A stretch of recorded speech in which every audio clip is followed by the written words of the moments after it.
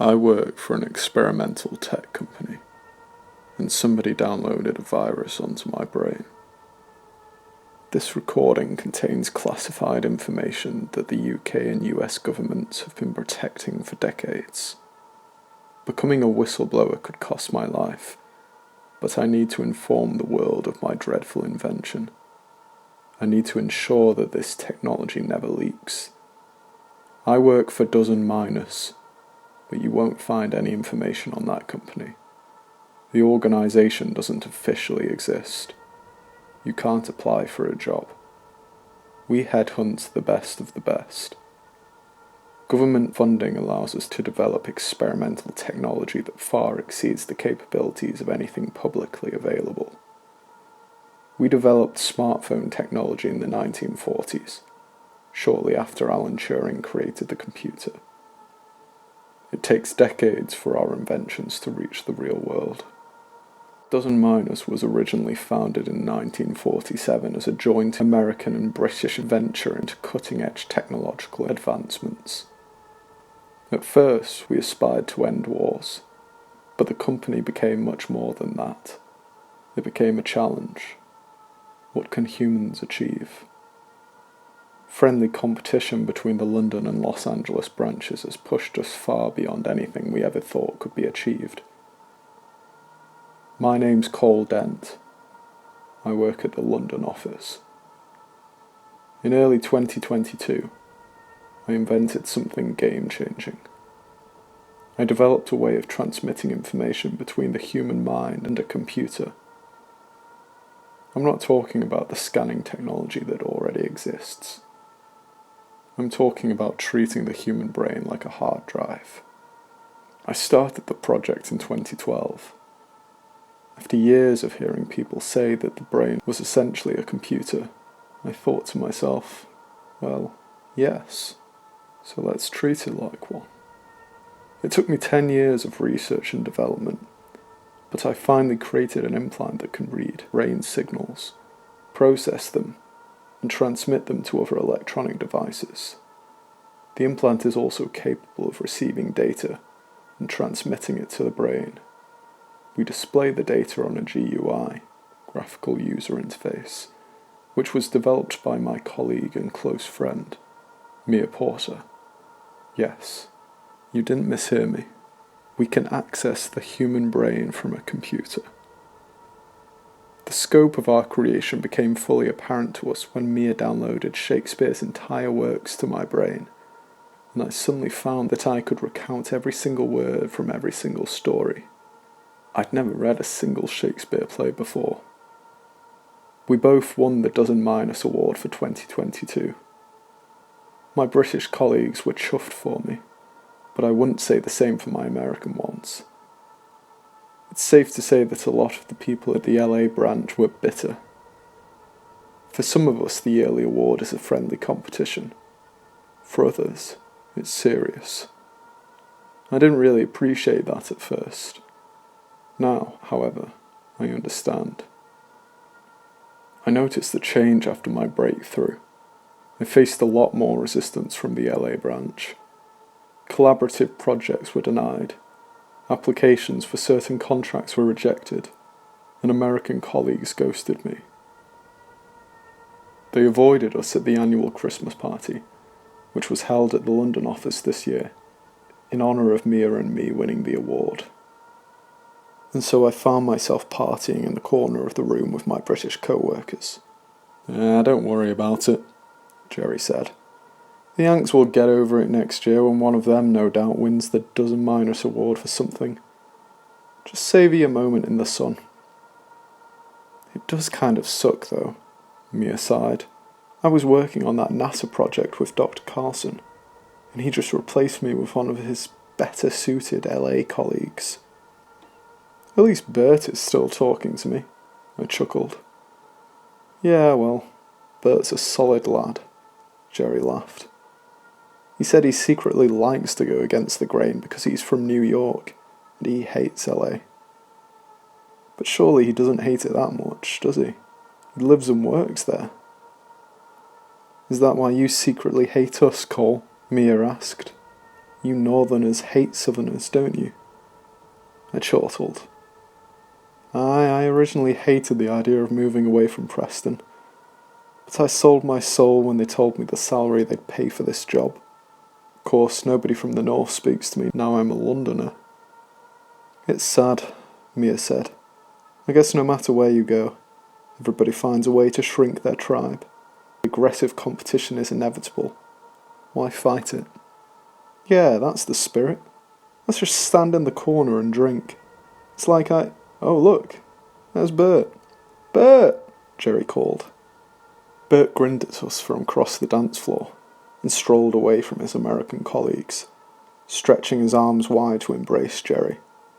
Happy holidays. How are you doing? Bert asked us, laughing. I was fine until you said happy holidays, Jerry groaned. What's the damage? I asked. Bert sucked his teeth. The jolly Californians hate you at the moment.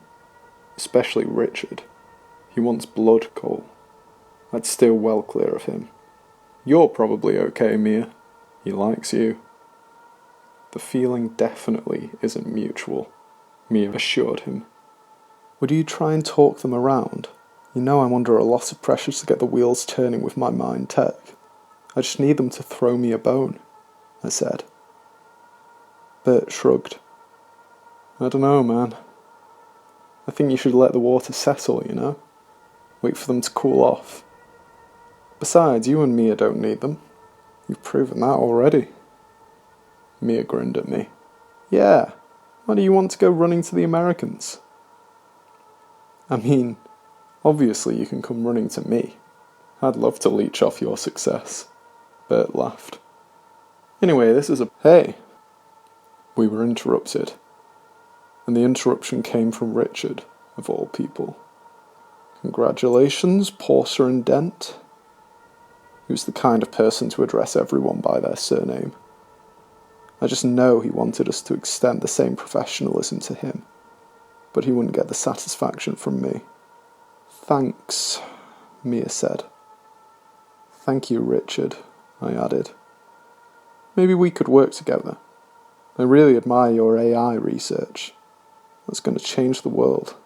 You're on the verge of creating a sentient machine, I hear. Give me another 5 years, Richard said, shrugging. I'm more interested in your research, Dent. Sorry for not replying to your email this week. It's just been hectic at the LA branch, you know. But I'm definitely interested in working with you. Bert's jaw dropped. You've got to be kidding me, you liar. You were moaning about the Brits all week. Richard shot Bert a fiery glare. Do you always have to stir things, Dawson? We all flew over to this little island for a party. Clearly there's no bad blood. Stop being dramatic. Now, Dent, may I privately pick your brain for a moment? Sure. Aren't you forgetting somebody? I replied, silently seething at the misogynistic moron. Richard shook his head, eyeing Mia for a second. Porter's work is astounding, but I don't specialise in software development. I've not forgotten her.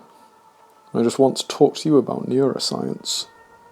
I sighed, throwing Mia an apologetic glance. She looked relieved, which made me feel a little less furious. I nodded my head at Richard and followed him away from the raucousness of the party. You've got the implant in your head right now, haven't you? The second we were out of anyone's earshot, Richard blurted out the question. He opened the main doors to the hall, and we strolled onto a deserted corridor. Yeah, I replied. It helps Mia and I to run 24/7 experiments. Richard smiled. Incredible. Look, I know I'm a bit of a nuisance, but I act that way to save face. I get swept up by the group mentality, you know. I don't want to be a social pariah like Bert. I shook my head dismissively, as if to say that it were fine, but I didn't buy his apology for a second. What's on your mind, Richard? I asked. Cutting through the nonsense, he said, smiling. I like you, Dent. There's that genius brain of yours. You see right through me, don't you? Well, I pulled you aside because I want to conduct a little experiment with you. Let's skip the red tape. No need to tell our superiors. Do you want the 2023 award? I certainly do. We could win it together. And then the rivalry between England and the States might abate for a year. I sighed. Go on, Richard. Spill the beans. Okay, he replied, beaming from ear to ear. I worked with one of our software developers to create something that could cure mental illness. Think about it. You've unlocked the mind, so let's do something about that. Let's fix all of the things that are wrong with the human psyche. You don't let an old operating system gather dust. You update it. I frowned. The higher-ups are already talking about therapeutic applications for my technology. But we can't rush into that, Richard. I'm sure we'll make advancements in psychological rewiring over the coming years. But we have to take baby steps. Why do you think Mia and I have been running so many tests? You can't just screw around in people's brains. Do you really want to leave it a couple of years, Dent? Yeah, you could do that. And I bet somebody in a higher position at Dozen Minus would develop this exact same technology. They'd get all of the credit, steal the award, and leave you in the dust.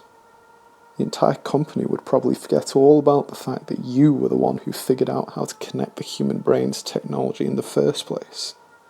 Do people even talk about Alan Turing as much as they talk about Bill Gates or Steve Jobs? I mean, yes, I replied, frowning. Richard clenched his fists in frustration. Look, success came easily to you. You've only been working here for 10 years, and you're only 30 years old. I've been at Dozen Minus for 25 years. I'm nearly 50. I've never won a single award. So many of my colleagues have pinched my ideas and turned them into successes. I'm sick of it. I don't want to wait anymore, okay? Help me, Dent. Help me to be remembered. Before I agree to anything, let's just calm down, all right? I pleaded. Just tell me what you have. Richard smiled gleefully. Well, okay. Well, I've been working with Samson. You've met him, I think. I used your mind technology to compartmentalize mental health conditions and bottle them up into neat little packages. Samson developed a program that could sort them into readable files. We could develop a form of antivirus, Dent. We could fix anything that's wrong with the human brain. How did you access my tech, I asked. Richard shrugged. We're geniuses, Dent. It's easy to access anything we want on the company servers. You should talk to the security department. They didn't protect your research very well. My patience had finally worn out. I want to do things properly, Richard. This job has changed my life. Going behind the backs of the seniors at Dozen Minus would be foolish. And I don't appreciate you snooping on my research without talking to me first. Richard's smile transformed into a terrifying grimace. The charming facade had already been hanging by a thread, but it vanished with unnerving ease. The disturbed man reached into his pocket, removing a small metallic device. He waved it in front of my eyes. I wasn't really asking for permission, Richard said. You see, the real fool in this scenario is you. You're walking around with a giant computer attached to your brain. And that computer isn't protected, Dent. Why haven't you or Mia developed any form of antivirus software? My breathing quickened, and I started to understand the American's ill intent. What did you do, Richard? I whispered, desperately attempting to conceal the horror in my voice. I think you've figured it out. You're smart. Wireless technology. I've been downloading something nasty onto your implant for the past 5 minutes. You see, I read your research. Your invention is truly impressive. Your brain doesn't just upload to the implant, does it? Your implant can feed information into the brain. I gulped. The implant was supposed to improve time management and intelligence. No need to spend years learning a language. Download a course to your brain. No need to spend months getting to know somebody. Download their character file to your brain. No need to worry about Alzheimer's.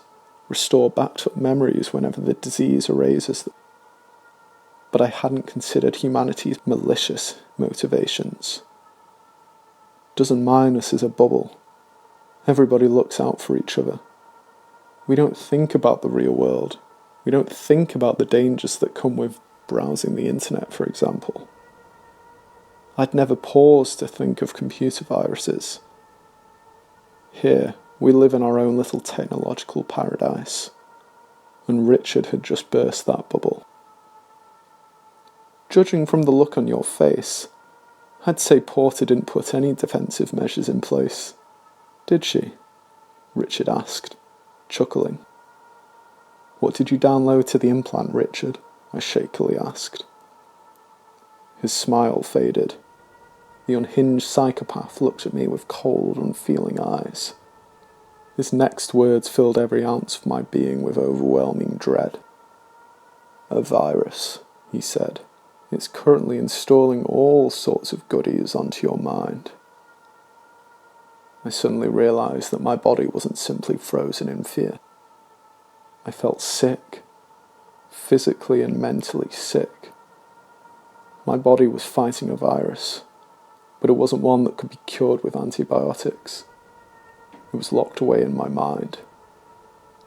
I had no idea what it was doing to my brain, and that horrifying thought engulfed me. Feeling cold? Richard asked. I've always found it remarkable that the brain can influence the behaviour of the body. The door to the main hall suddenly swung open. Richard's face dropped. Realising we'd been interrupted, he swiftly barged past me, disappearing down the corridor before anybody could stop him. Mia was standing in the doorway, looking at me with a severely concerned expression. What did Richard say to you? She asked. You look pale. Shivering with a mixture of terror and digital fever, I reached towards Mia. She steadied me before I could topple over. We need to go to the 30th floor, I croaked. It's a party, Cole, and it's the weekend. Besides, you don't seem to be in a fit state to work, Mia answered. You look unwell. Mia, I wheezed, clutching at her shirt. Only we can fix what Richard's done to me. What has he done? Mia gasped. He's put something bad in my head. I slowly groaned. We need to look at the GUI. Mia hurried me inside the nearest lift and repeatedly hammered SB30 with a shaky thumb. There had been no sign of Richard along the corridor. I wanted to find him. I wanted to squeeze the truth out of him. What had he downloaded onto my mind? My heart raced, and I could no longer tell whether that was due to fear or whatever horrific thing the virus was doing to me. Cole? Mia suddenly cried, as we were riding the lift down to sub-basement 30. What? I asked. You just said I could kill you, she replied, trembling. You were growling like an animal. What?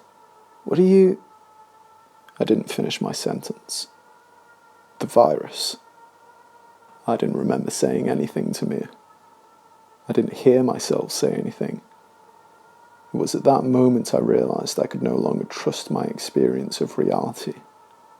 With Richard's virus in my head, I could be seeing or hearing whatever he wanted me to see or hear.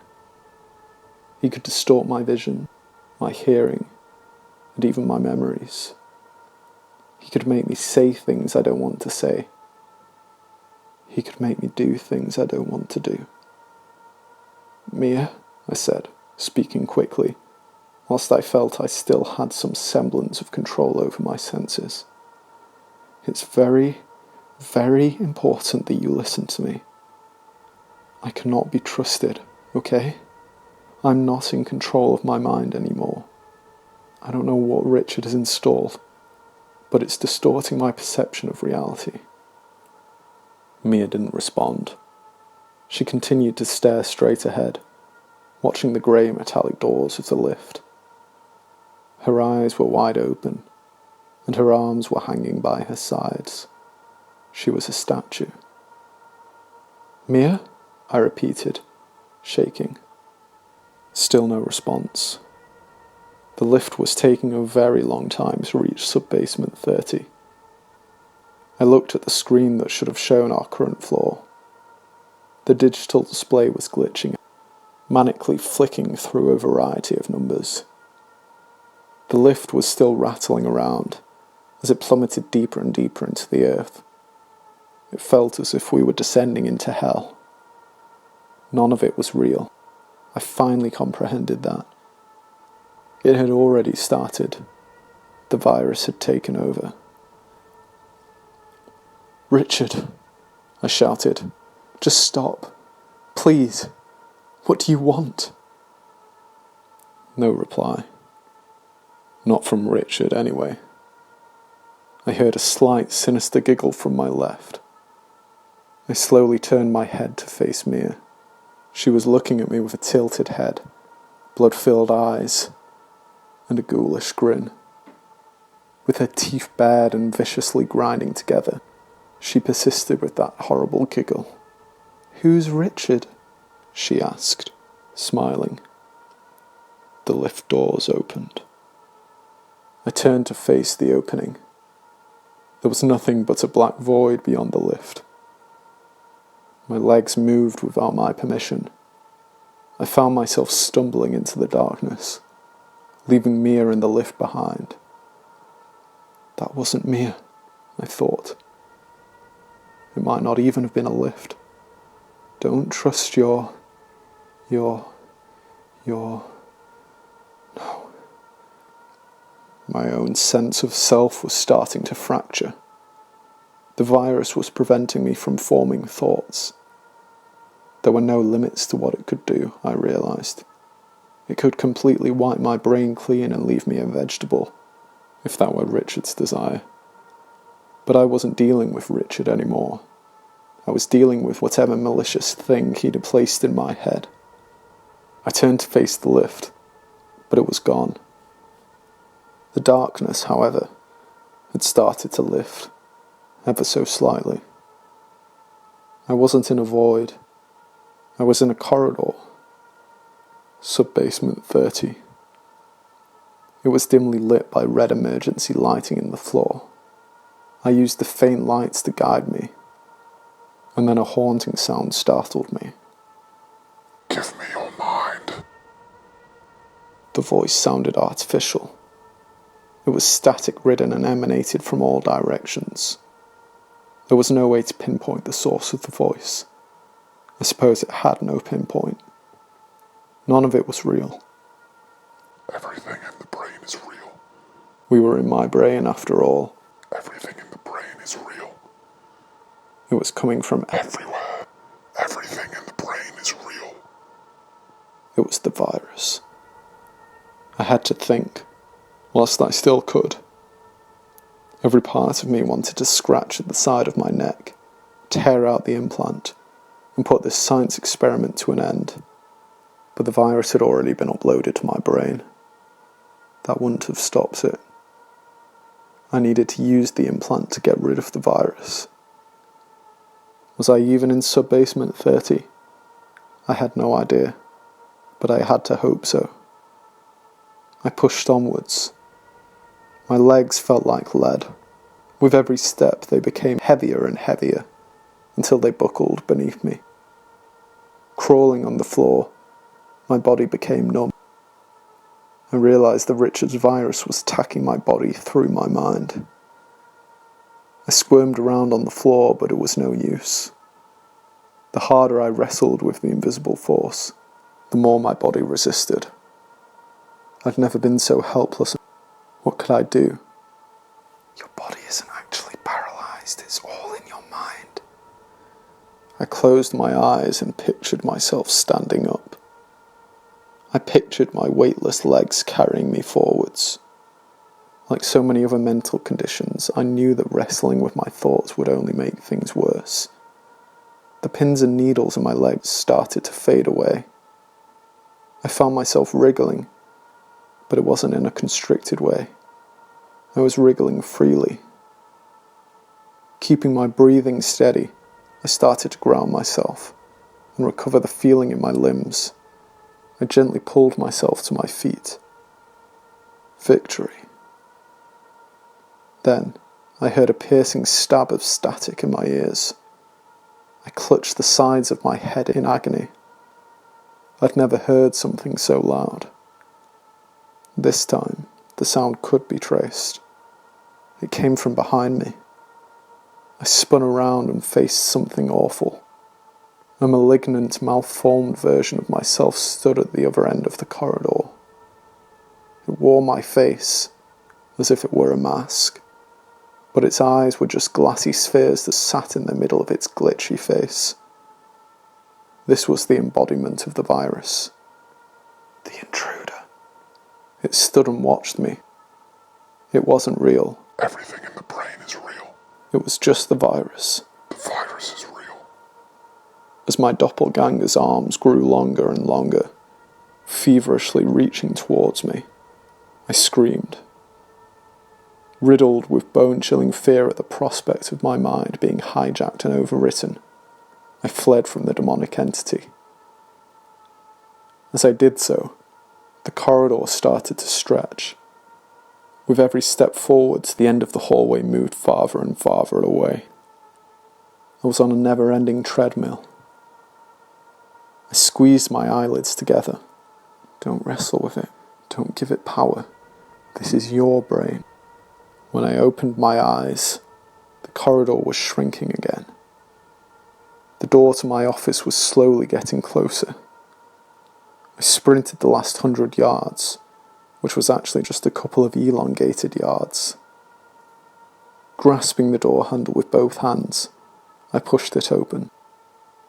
I stumbled into desks, slowly making my way over to the laptop in the corner of the expansive office. My vision started to blur. Richard's one mistake was that he and Samson had coded the virus to obstruct my way. That was how I could tell what was real and what wasn't. I knew I had to be in my office, because he didn't want me to reach that laptop.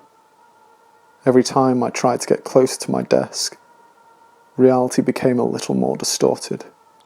But you don't really know. You can't be certain. This might not be reality.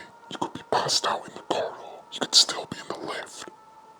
I knew that rubbing my eyes would not solve the blurriness, so I strived, yet again, to center myself and remain calm.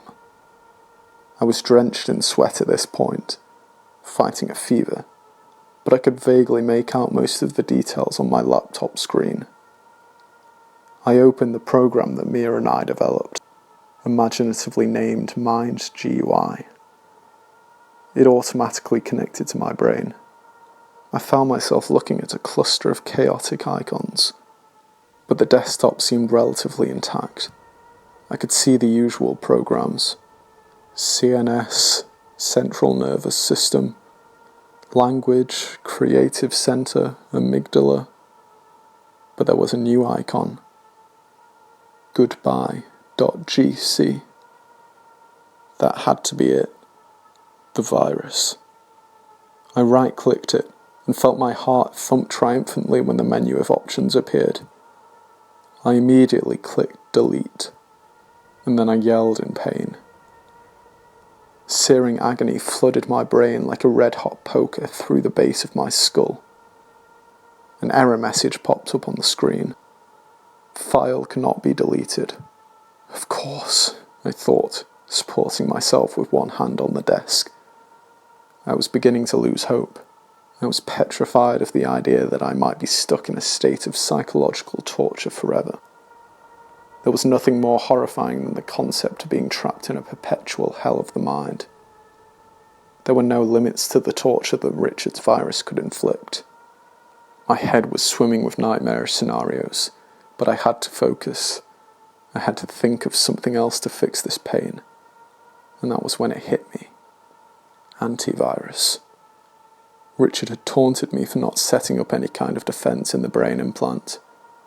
Perhaps it was too late for preventative measures, but it wasn't too late for reactive measures.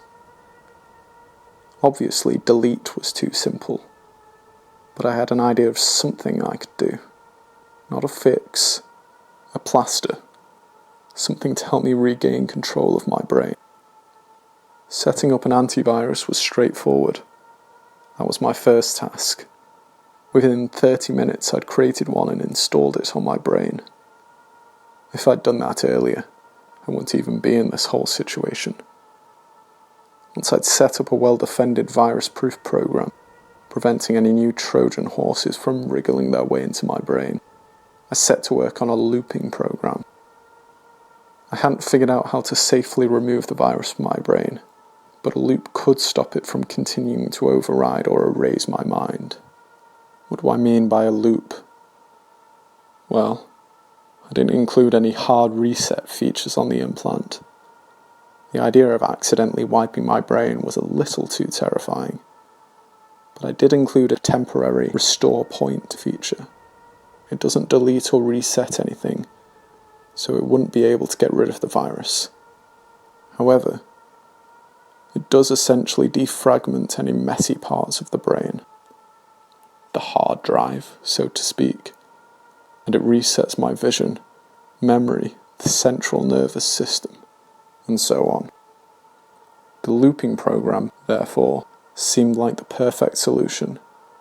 It could continuously restore my brain to a previous backup point. Like I said, it's a plaster, not a fix.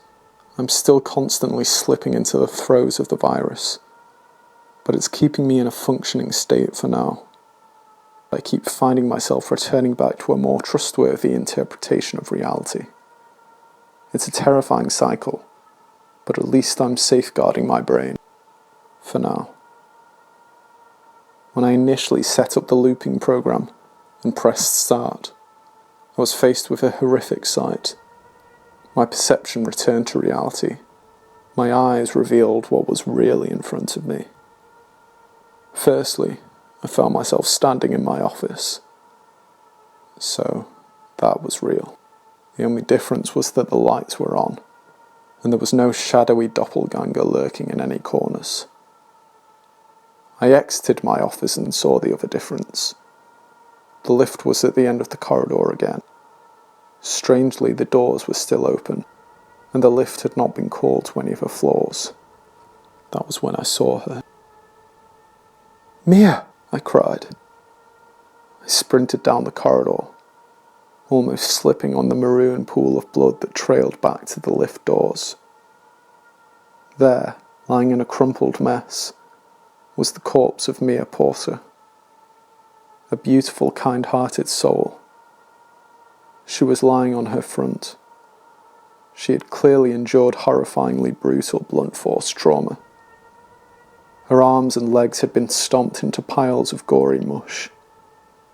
Her neck was twisted around so that her head was facing backwards. Her vacant face looked up at me. Her eyes were still wide open, as was her mouth. She looked as if she'd seen something utterly petrifying before she died. And that was when I remembered.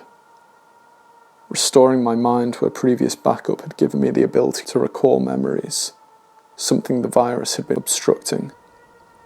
The true events of the lift came flooding back to my mind. "I could kill you," I growled. "What?" Mia asked. It seemed that the conversation I initially remembered had been a fantasy. In reality, neither she nor I had said anything after that point. In reality, I lunged for Mia, pinching her throat in my weaponized hands, and viciously proceeded to crush her limbs against the lift walls. I repeatedly slammed my knees into them. Gasping for a few final breaths, Mia died slowly and painfully. Reliving the memory was a visceral experience. I vomited. I bawled. I collapsed into a fetal position on the floor of the still stationary lift. I realised the implications of this ghastly creation. I realised what dangerous men could do with the power to infect a person's mind. I rushed back to my laptop to record this message. I need to delete this evil thing in my head before I snap and do something even worse. The looping program is a very functional reset button, but it hasn't fixed anything. I've simply bought time.